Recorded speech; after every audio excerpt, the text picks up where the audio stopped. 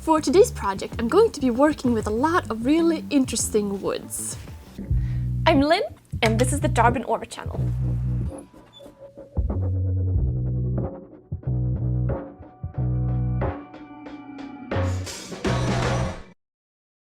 So I got a bunch of different exotic hardwoods, some of which I never heard of before, never mind actually worked with. I also got a set of cheese knives that needed handles. So first up, I started playing with design concepts. How big of a handle did I want for each knife? Then I paired each knife with a different wood. So today I'm going to work with African Blackwood, Desert Ironwood, Redheart, Black Palm, and Osage Orange. Right off the bat, I cut the blocks to size on the miter saw. Next, finding and marking out the center in each.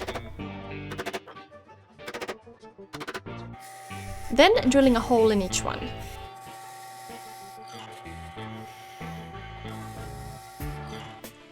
Finally, screwing in the insert attached to each cheese knife. Now I can screw in a mandrel that you attach to the lathe. Now in my highly scientific study, let's go to the lathe and start turning. First up, African Blackwood.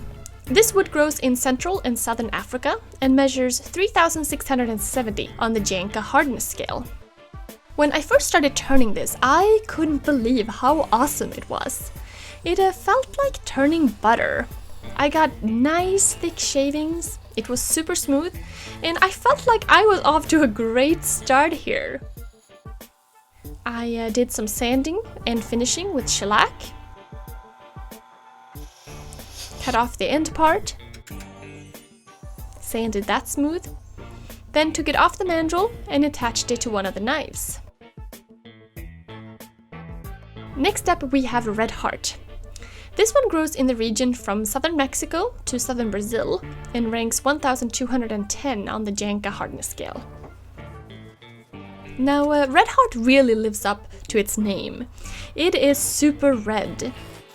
I could definitely tell that this one wasn't as hard as the Blackwood, however it still turned really nicely. I got some beautiful thick shavings, it wasn't too dry, plus I was just so mesmerized by the color. I thought it was so cool. So while I'm turning these, I'm wearing a new RZ dust mask. First of all, I love how they come in different colors. This is the sky blue one. It's actually a really good idea to wear a mask when turning in general, and in particular when working with tropical woods, because some of the dust and shavings produced are not so great for you. And this one is really comfortable to wear, which I really like because you do spend quite a bit of time in front of the lathe. So just finishing up this Redheart handle, and the color really pops when you get some finish on there. And this is the shellac again. Then cutting it off, sanding, finishing, adding some wax polish, and trying it on. I really like this wood as well. Now, let's move on to the black palm wood. This one grows in tropical Asia and Africa and ranks 2020 on the Janka hardness scale. When I first started to handle this, you could really see how fibrous it is. It looks really interesting, unlike the other species in terms of the grain. But right off the bat, I got dry, hard little needles coming at me that flew surprisingly far. The dust was really dry, and the shavings came off not in beautiful curls, but in angry little needles. I even had to stop a couple of times to shake them off, and you can see here how dry and dusty it was. At this point, I was sure I hated Black Palm, and I never wanted to turn it again. It was uneven to finish, and it looks pretty interesting with the super open grain, but after turning this one, I had to take a break, wash my clothes, and take a shower. So back the next day, and this time I'm working with Desert Ironwood, which is grown in the southwestern US and northwestern Mexico. This one ranks 3260 on the Janka hardness scale, so pretty high up there. So I'm getting ready here, putting on my mask. And these masks are pretty versatile because you can use them for woodworking like I am. However, you can also protect yourself from pollutions and allergies, etc. If you're interested in trying one out, you can get a free 3-pack of their F1 filters if you use the code Darbin Orvar when you check out. And you don't need to add them to your cart or anything, just use the code and they'll include them in the shipment. So, Desert Ironwood. Immediately as I started turning this one, I loved it. It's a really dense and hard, yet buttery to turn, and I was able to get those really nice shavings. Throughout this project, I've come to really appreciate certain types of shavings. If they flow almost like water, like they're connected and they're pretty thick and not too dry, well, then the wood is gold. Desert Ironwood is gold. Loved this one. However, there was a knot, so I got a small crack right where the insert was. So I simply mixed up some epoxy, filled in the crack, and glued the insert back in place. Then I finished it up on the lathe, sanded, and finished it.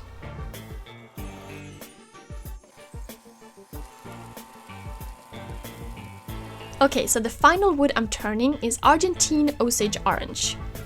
This one grows in tropical America, so West Indies and Central and South America, and measures 2380 on the Janka scale. This one turned pretty nice.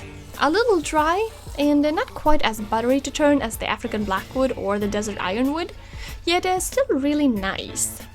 It's sanded really nicely, and of course that yellow really pops when you put on a finish. And like with all the handles, I started with shellac and then ended with a final coat of wax polish. And this one is for the cheese slicer, which is a tool you'll find in every single Swedish household. Now, since these are cheese knives, I figured I need a cheese board, and I have some beautiful, very interesting looking walnut boards here, which I'm just squaring up with a plane. Making sure they're nice and even so the boards go together without a seam. Then gluing these together and clamping them down.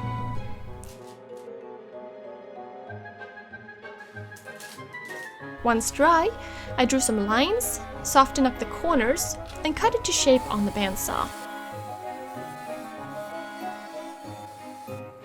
I used the router table here for smoother corners, and then sanded both sides until super smooth.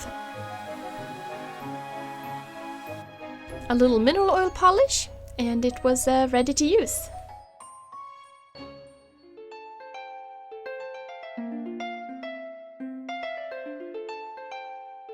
So this was actually really interesting. I love turning the different woods and see how they all behave differently. But now let's see how useful this project actually is.